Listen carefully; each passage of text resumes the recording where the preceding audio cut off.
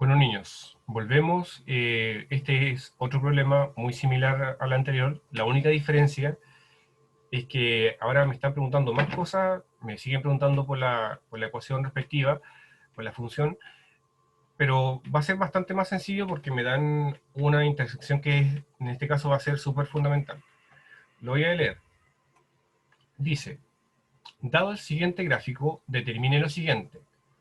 Primero, me preguntan por la ecuación respectiva en su forma general y canónica si tiene vértice en el punto menos 6, menos 3 e intersecta al eje Y en el punto 0,21.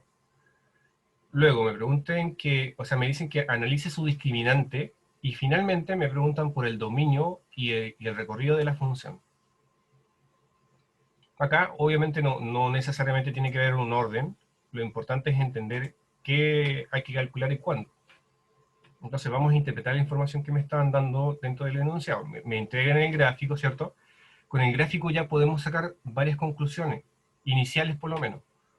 Por ejemplo, la concavidad. La concavidad en este caso debería ser negativa, o sea, el valor que vamos a calcular de A debería ser menor a cero, porque ahí esta es una parábola que es cóncava hacia abajo. Si por X motivo a ustedes le llegase a dar un valor, no sé, que sea positivo, y ahí quiere decir que calcularon mal la ecuación, que hubo un error de cálculo.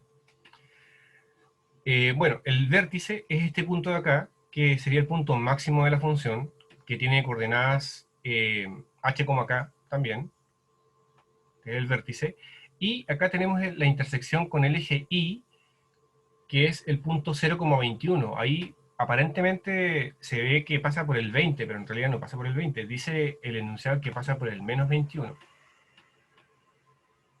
Entonces vamos a poner ahí que este es el punto de intersección con el eje Y, que tiene coordenadas 0, menos 21. Y el vértice, obviamente, es el valor máximo de la función, que tiene coordenadas h, k. Eso lo vamos a anotar ahí abajo. Entonces, vamos primero, tenemos el vértice, que recuerden que siempre el vértice son coordenadas h, k, o por lo menos nosotros lo tenemos escrito de esa forma. Y sus valores respectivos son en el eje X menos 6 y en el eje Y es menos 3. Ya, ahora, ¿por qué es importante saber bien el vértice que me dan ahí? Porque si yo conozco el vértice, inmediatamente puedo calcular la ecuación en su forma canónica. Recuerden que la ecuación en su forma canónica tiene una forma, y esa forma es la siguiente. Ahí voy a anotar, forma canónica. ¿Cuál era la forma canónica de una función cuadrática? Era f de x igual al factor a en relación a x menos h al cuadrado más k. O sea, es cosa de reemplazar ahí libremente y ya encontramos la ecuación en su forma canónica. Voy a hacerlo ahí arriba. F de x igual a factor de x menos h al cuadrado. Ya conozco el valor de h, que es menos 6, ¿cierto? Entonces va a ser menos 6, por lo tanto va a quedar más 6 al cuadrado, más k. ¿Cuánto vale el valor de k? Ahí me dicen que el valor de k es menos 3, por lo tanto acá también va menos 3. Muy bien. Ahí está escrita la ecuación en su forma canónica. Obviamente tengo que calcular el valor de a para completarla y que tenga algún sentido. Bueno, ¿y qué se hace posteriormente? Vamos a hacer lo mismo, vamos a extender esta ecuación y vamos a llevarla a su forma general. Nosotros ya sabemos la forma canónica y la forma general también la conocemos, que es la siguiente. Ahí, forma general. La forma general de esta función cuadrática es f de x igual a x cuadrado más bx más c. Muy bien. Ahora, ¿por qué es importante entender bien este fundamento, niños? Porque ahora, como lo vamos a extender, vamos a trabajar en relación a los parámetros. Voy a escribir acá arriba. Bueno, si extendemos esa función en su forma canónica y la dejamos en función de a, nos va a quedar de la siguiente forma. F de x va a ser igual a factor común, ahí tengo un cuadrado de binomio nuevamente, va a ser x al cuadrado más 12x más 36. Cierro paréntesis, menos 3. Bueno, y ahora el a multiplica a cada uno de los factores internos.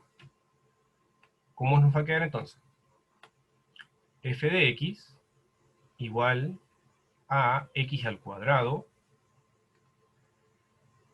más 12ax más 36a. Y finalmente, ahí, como ya quité los paréntesis, me queda el menos 3. Ahora, entonces llevamos la forma canónica a la forma general, pero no conocemos el valor de a. Por lo tanto, acá nosotros podemos decir que basta con que encontremos el valor de a y ya vamos a encontrar la ecuación como tal. Bueno, la conclusión que se saca acá es la siguiente. Vamos a determinar quién es mi a, quién es mi b y quién es mi c. Obviamente va a estar en función del término a. De acá yo obtengo mi a, mi b y mi c. Y al igual que el problema anterior, con el primero, concluimos de que a es igual a, ¿cierto? Que es el que acompaña al x cuadrado. No nos sirve de mucho esa información. Pero el segundo y el tercero sí nos va a servir. El segundo es el valor de b. B se supone que es el que acompaña al x, que en este caso va a ser 12a. Y c, que es el que no tiene ninguna x, que es la constante, va a ser el valor de 36a menos 3.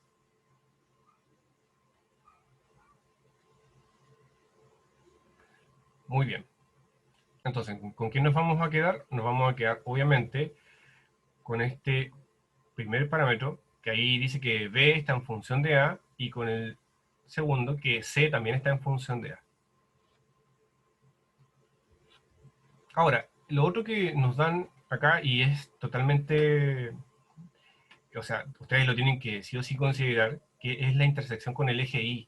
Ahí muchos pueden decir arbitrariamente que C vale menos 21, y efectivamente está bien. C es igual a menos 21.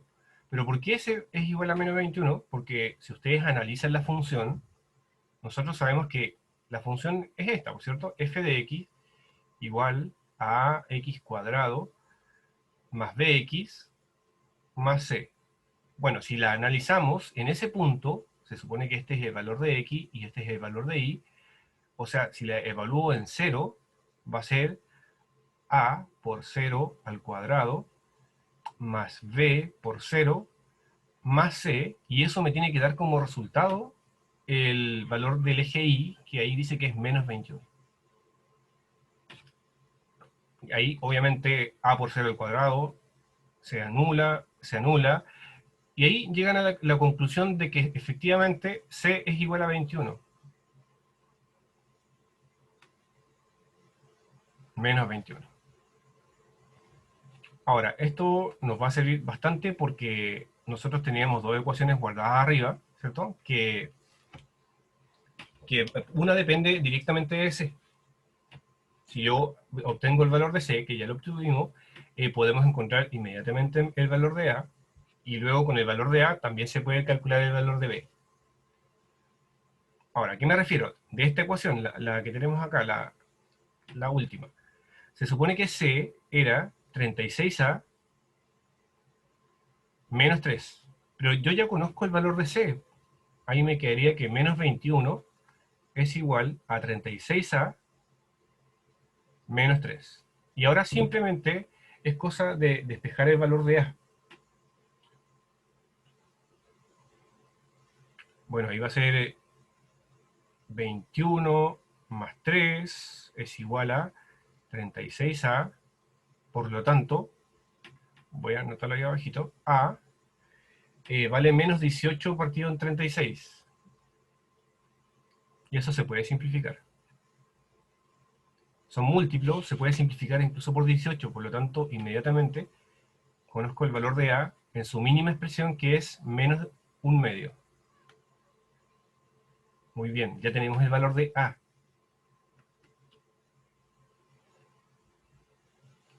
Y ahora, simplemente me falta encontrar el valor de B. El valor de B lo obtengo de esa relación de que B era igual a 12 veces A.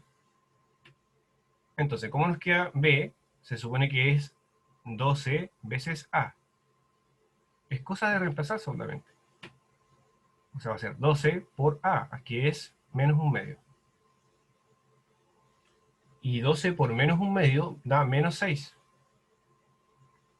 Entonces B vale menos 6.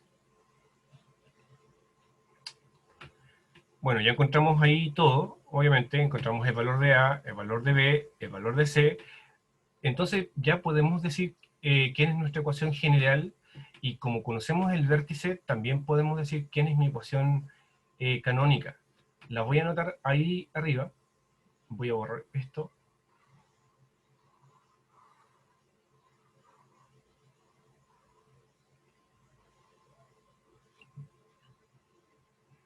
Entonces vamos a dejar a C, vamos a dejar el valor de A y de B. Entonces, es para hacerlo lo más ordenado posible.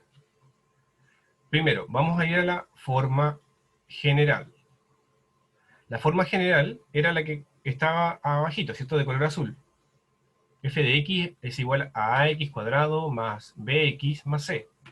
Conocemos todos los parámetros, por lo tanto, f de x va a ser igual a ax cuadrado, o sea, menos un medio de x al cuadrado, más bx, o sea, menos 6x, más c, que sería menos 21. Y ahí ya tendríamos nuestra ecuación en su forma general. Entonces la destacamos ahí. Ahora, ¿cómo la escribimos en su forma canónica? Se supone que en su forma canónica yo debería tener el vértice, y el vértice me lo daban desde el inicio, pero no tenía el valor de A. Ahora sí lo tengo. Por lo tanto, forma canónica. F de x, era lo que estaba en color rojo, no se olviden.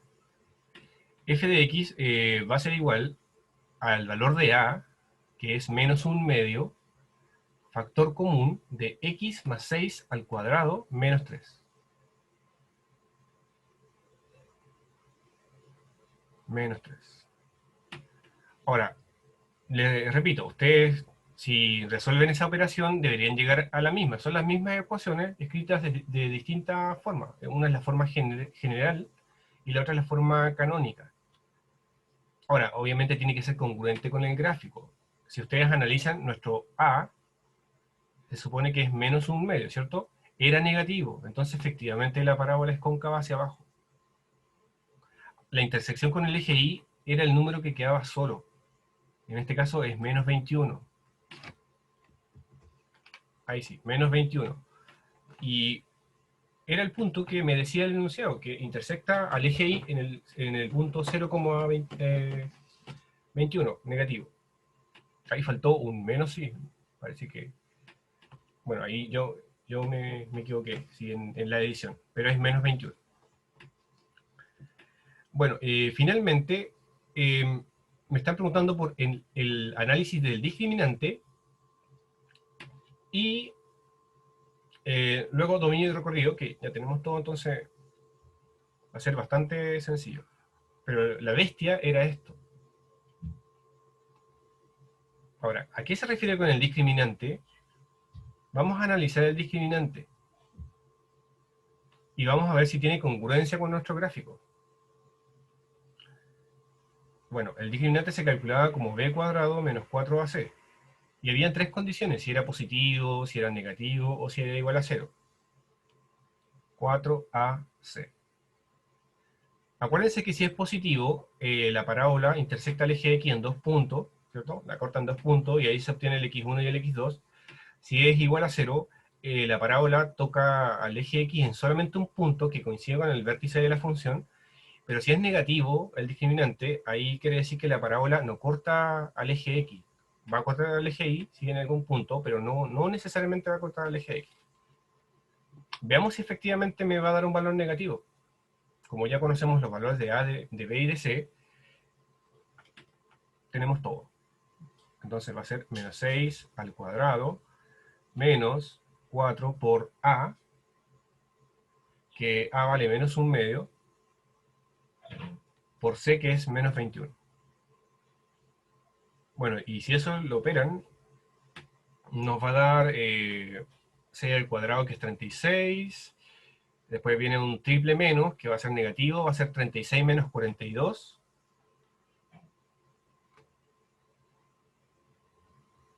Por lo tanto, el discriminante nos va a dar un valor de menos 6. Es negativo. Es negativo, por lo tanto, ahí ustedes pueden efectivamente demostrar que la parábola no intersectaba el eje X. Y como se ve en el gráfico, la parábola no intersecta el eje X, no lo alcanza a tocar. Entonces, no intersecta al eje X.